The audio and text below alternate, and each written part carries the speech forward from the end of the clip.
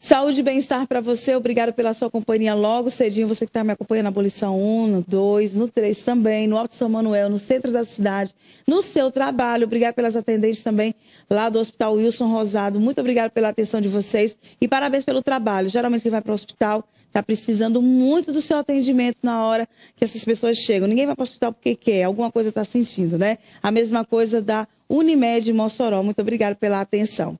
O nosso tema de hoje ele é muito delicado, mas acima de tudo, as pessoas têm que ter a consciência que o alcoolismo é uma doença e que tem cura. É difícil conscientizar uma pessoa que ela é alcoólatra? Acho que demais. É um grande desafio. O psiquiatra Hernani Pinheiro está conosco. Hoje é dia do psicólogo, a gente parabenizou os profissionais, mas ele é psiquiatra, né? E temos também o Francisco Benevides, que ele é enfermeiro.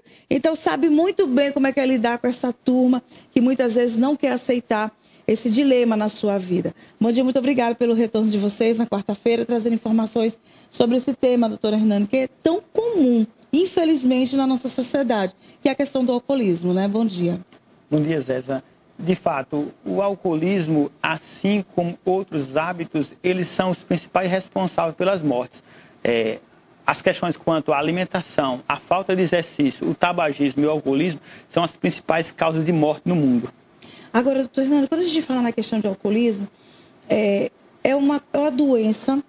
É complicado para as pessoas hoje aceitarem que são alcoólatras, que dizem, não, eu só bebo socialmente, eu bebo uma vez ou duas na semana. Só que a gente vai percebendo que esse beber dessa pessoa, ela vai se estendendo. E o comportamento dela também vai mudando. Isso seriam os sintomas do alcoolismo e também teria outros? De fato, para se dar o diagnóstico correto, existe uma série de critérios. Um deles é este, a pessoa que não aceita aquilo que é evidente para todos os outros. Aquela questão de dizer assim, não, eu não sou alcoólatra. E quando a gente diz para ela, assim, olha, você está entrando na fase de alcoolismo. O Francisco Benevides deve dizer isso muito bem assim, olha, venha se tratar, você às vezes, até mesmo fora do seu trabalho, Francisco, você se depara com pessoas que pelo fato de você trabalhar, você já percebe o diagnóstico daquela pessoa? Sim, por conta das fases do alcoolismo. Ela tem 3 fases. A primeira fase é a do desejo, da euforia. E como a bebida alcoólica é depressiva do sistema nervoso central, aí começa a apresentar sinais e sintomas de cansaço, dores nas pernas. Isso mesmo no início da bebedeira, no início da sua festa, naquela festa onde está fazendo uso. E vão apresentar comportamentos tais como mudanças de hábito. Pessoas que é muito moralista, começa a ser divertido, ou pessoas que é muito divertido, começa a ficar deprimido no ato da bebida. E isso continuamente vai evoluindo. Levando em consideração que a bebida alcoólica, o bebedor, né, é uma bebida pediátrica, ela começa na infância, né? O exemplo de nós, os adultos, os pais, fazendo uso da bebida próximo à criança, termina que essa criança acha aquilo bonito, acha interessante. Olha, meu pai, toda vez que faz uso daquele negócio lá, daquela bebida que espuma, ou daquela bebida que amarga, ele fica feliz, me dá dinheiro. Brinca então, mais, isso né? é bom.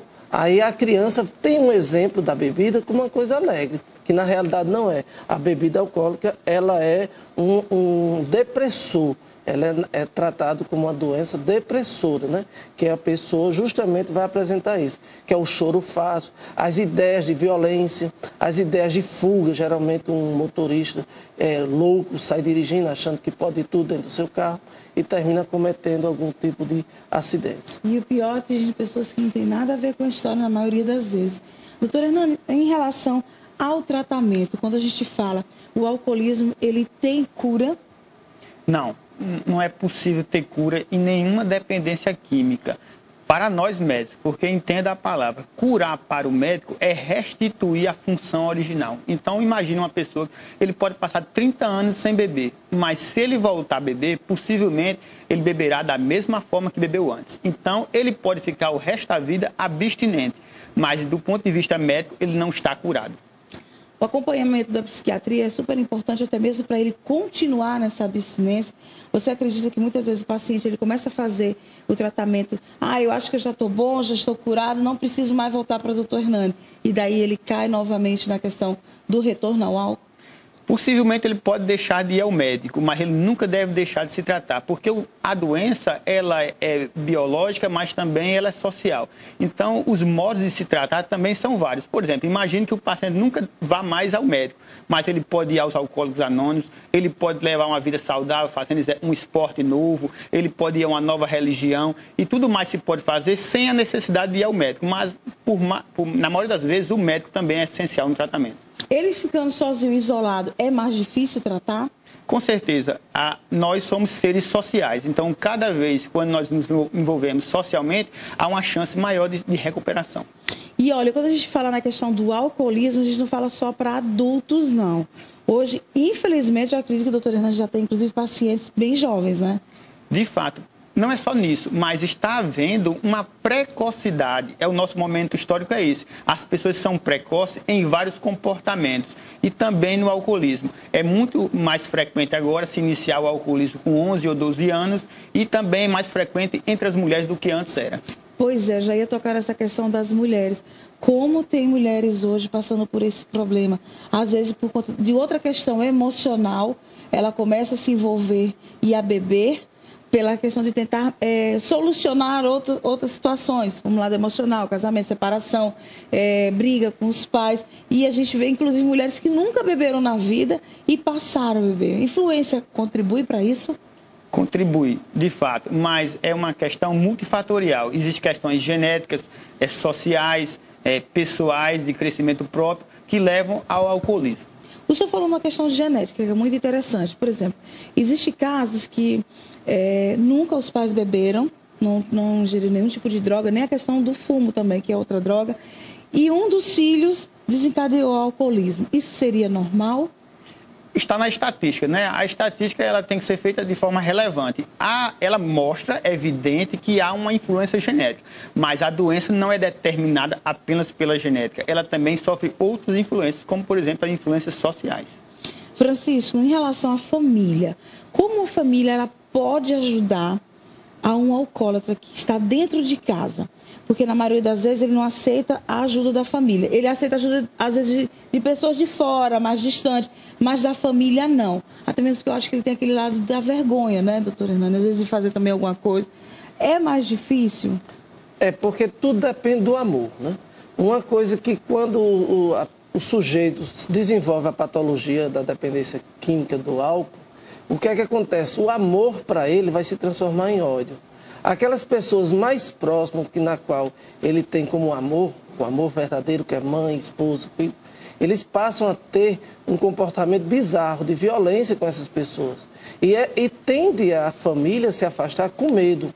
Mas eu torno a dizer, o amor pode vencer esse medo, pode vencer esses atos de violência e participar mais da vida da pessoa que está doente. Conversando, o diálogo, a diplomacia da conversa, ela é importante. Por quê? Nessa importância, eu vou me sentir valorizado por quem me ama. E, às vezes, as famílias fazem agredir com palavras, dizendo que ele é beberrão, que ele é um cachaceiro, que ele é um vagabundo, e que ele não pode estar em casa, não só dá despesa, só dá trabalho, vai embora, começa a agredir com palavras que, para ele, já está com a sensibilidade já bem agravada por conta da depressão do sistema nervoso central e, por sua vez, vai agir na defesa do instinto do ser humano. Ele vai defender-se com palavras ou com gestos. Gestos esses pode ser com ato de violência. Para entender bem como é que adoece, não adoece simplesmente só o sujeito que faz uso da bebida alcoólica, não. Vamos interpretar que uma família de 5 filhos, se fizermos uma matemática e cada filho tiver outros filhos, adoece 20, 18 pessoas naquela família, que chamamos essas doenças a codependência. Os sintomas do codependente é muito parecido do usuário do álcool. Ele só não faz usar o álcool, mas os comportamentos vão ser os mesmos, tais como depressão, ansiedade, medo, insônia, anorexia, esses distúrbios alimentares também agravados pelo medo ou pela presença do meu usuário de álcool na minha casa, que pode ser meu filho, pode ser uma esposa, um esposo, pode ser um neto, pode ser o avô. Isso pode ser agravante. E temos que sempre proteger a família. E a família se tornando unida, como bem o doutor Hernando falou, levando para momentos religiosos, levando para fazer uma atividade física, uma caminhada, de acordo com a condição física dele, porque a psicomotricidade dele vai estar comprometida, e levando então para essas caminhadas, para essas atividades, os encontros religiosos. É muito importante. Ajuda, né? O lado emocional tem que ser trabalhado. O Deus Todo-Poderoso, acima de tudo, faz um milagre. É verdade. E olha, para você que está nos acompanhando em casa, você pode ligar 33150715. Nós estamos conversando sobre essa questão do tema do alcoolismo, tá? A forma de tratar, como você pode ajudar. Eu sei que é difícil, tem famílias que sofrem muito, mas é muito mesmo, tanto filho como filho. E a esposa é uma batalhadora constante do lado desse marido, ou vice-versa, o marido também. Às vezes o marido não bebe uma gota de álcool, mas tem a esposa que bebe. A gente vai para o intervalo, daqui a pouquinho nós estamos de volta. Não sai daí.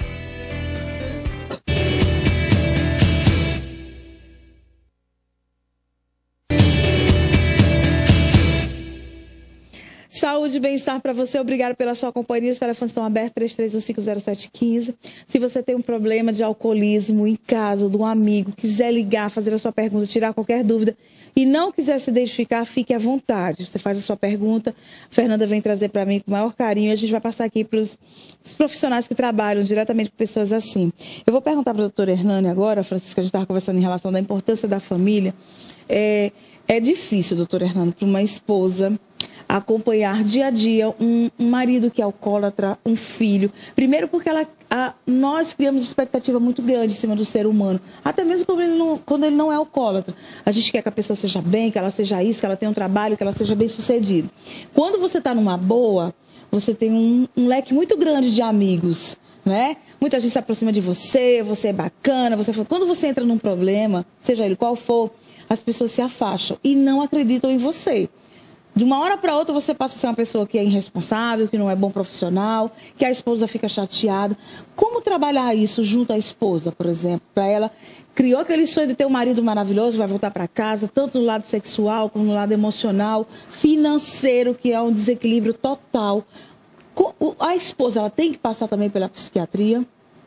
Não necessariamente. O objetivo do tratamento é o paciente. Quando há uma melhora evidente desse, todos os outros codependentes também melhoram, né? Então, o essencial é adequar o tratamento do paciente ao momento que ele está. Às vezes é preciso internamento, às vezes é preciso frequentar uma comunidade terapêutica, às vezes um consultório médico, ou em outros ambientes, às vezes, por exemplo, uma igreja resolve o caso. Então, cada caso é um caso específico que merece uma abordagem apropriada. Seria alguma coisa que esse dependente ele tem que se apegar mais, tirar o foco dele do álcool e passar para outra situação? Porque tem uns que deixam, inclusive, o emprego.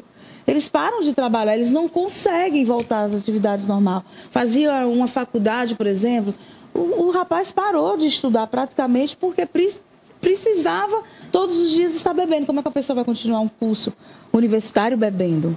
Claro. O que acontece é que quando dá certo é quando houve uma substituição.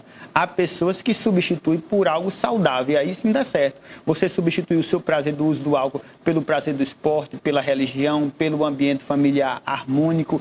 Há outras substituições que não são condizentes com a mudança, né? Quando você substitui o álcool por outra droga, aí você arranjou um outro problema. Então, o certo é a substituição por algo prazeroso e saudável e socialmente aceito. Esses tipos de drogas seriam uma fuga?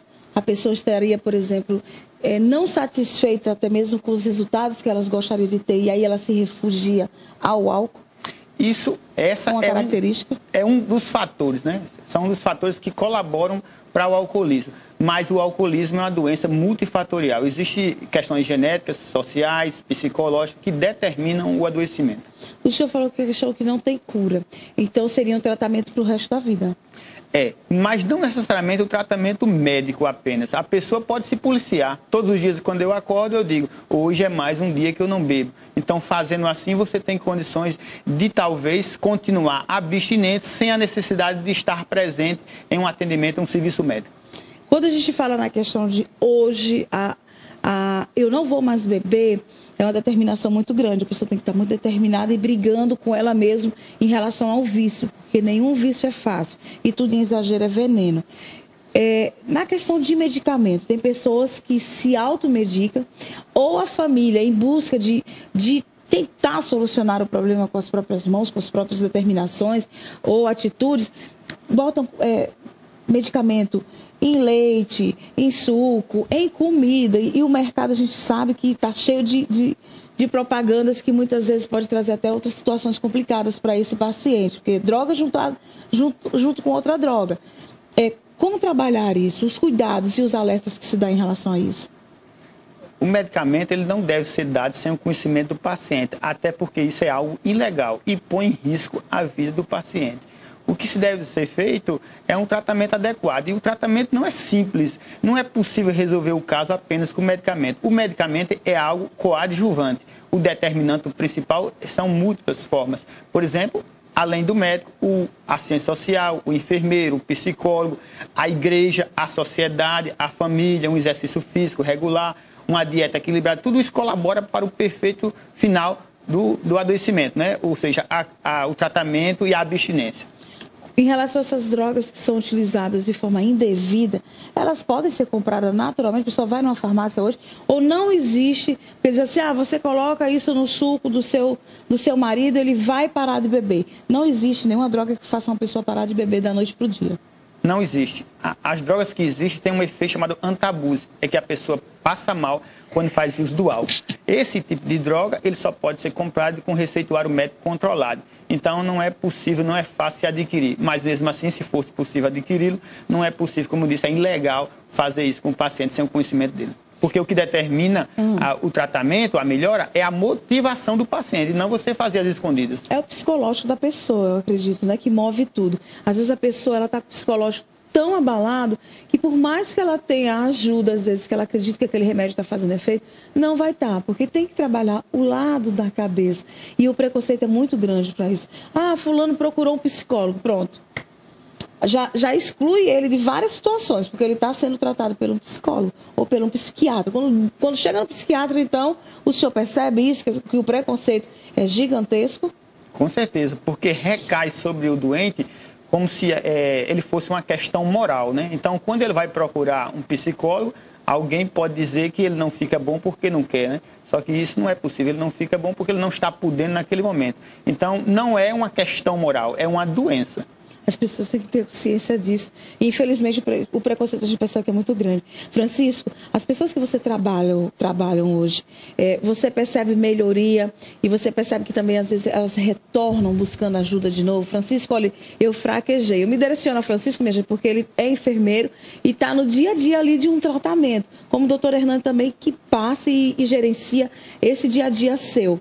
Você percebe que, às vezes, as pessoas desistem por quê de um tratamento? Bem, como o doutor Hernando já falou, da doença, a própria doença da dependência química do álcool faz com que o sujeito tenha recaída. Mas aquela recaída de um paciente faz parte também do processo terapêutico, para que ele interprete e possa entender, ele melhorou por um período, teve um processo que chamamos de redução de danos, e ele vai ver, quando ele tiver essa recaída, que ele teve uma melhora significativa. E ele vai passar a pesar, a medir que aquela bebida, aquele uso exacerbado que ele está fazendo, está trazendo danos morais, financeiros, né, e sociais para ele. Quando ele consegue se conscientizar disso, ele começa a interpretar que a vida é melhor sem a bebida. Mas para ele que está doente, não é fácil deixar o ciclo vicioso. Cabe também à família auxiliá-lo, ajudá-lo. O doutor Hernando falou dos remédios. Tem uns riscos muito grandes dos remédios. Quando se faz remédios sem a permissão do paciente e sem a prescrição médica, há os riscos de doenças, outras doenças que são as dependências das medicações e as doenças cardiovasculares. Não é todo o coração que está pronto e hora para receber todo tipo de remédio. Então, só o médico vai ter essa condição de fazer a prescrição e não as famílias, como muitos botam para dormir. Esse seu usuário. Muito acontece com as famílias, quando eu vou citar um exemplo, né? O sujeito chega em casa embriagado já de sua farra e às vezes as esposas, os filhos, o que é que fazem? Dão banho, faz um café bem forte, um caldo da caridade, como eles chamam, aí dá para aquela pessoa alcoolizada. O que é que vai acontecer com ele? ele vai estar limpo, cheiroso, alimentado e forte. Ele vai beber de novo. Ele vai sair de casa. Ele não vai ficar. Ele se recuperou para mais uma dose, mais né? uma dose. Então, ao contrário que se pensa que ele vai dormir após essa refeição, esse ato de alimentação e de carinho, não. Ele vai se fortalecer e vai começar de novo. O exemplo está bem claro. Quem tem em casa sabe que essa prática é muito comum com eles. Então, às vezes, é melhor chegar em casa, deixar que ele durma, mesmo do jeito que chegou da rua. Claro que não vai deixar dormir correndo algum risco de uma pneumonia, por exemplo, se ele está molhado. Vai tirar aquela roupa molhada dele. E em seguida deixe dormir e no outro dia mostre a realidade, como ele chegou, como ele está acordando. A primeira coisa que ele vai dizer é que está morrendo de fome. Você vai dizer que está com fome porque você não se alimentou ontem o dia todo. Isso mesmo. Mas a comida ele tinha em casa, né? É por aí. Olha, eu agradeço demais a participação de vocês. Na nossa próxima quarta-feira, a gente vai conversar de um tema que também é muito polêmico, que é a questão da legalização da maconha. A possível legalização em tratamentos médicos. Seria isso, né, doutor? Pois não, é um fato interessante, né, essa discussão, porque do ponto de vista médico não há nenhuma vantagem de se legalizar, é tanto que o álcool e o cigarro é legalizado e não nos trouxe benefícios, mas existem as discussões, as pessoas que têm oposição, né, a esse fato de não ser legal. Então, isso merece uma discussão para que as pessoas entendam melhor, dê a sua opinião a esse respeito. Com certeza. Eu quero a sua participação também, viu, Francisco? Muito obrigada, viu, doutor Hernani, pela nossa primeira quarta-feira aqui, de muitas que virão, para trazer informações para vocês em relação à questão da psiquiatria e também da psicologia. Muito importante você cuidar desse lado da sua saúde também. Então, na próxima quarta-feira, já contamos com esse tema.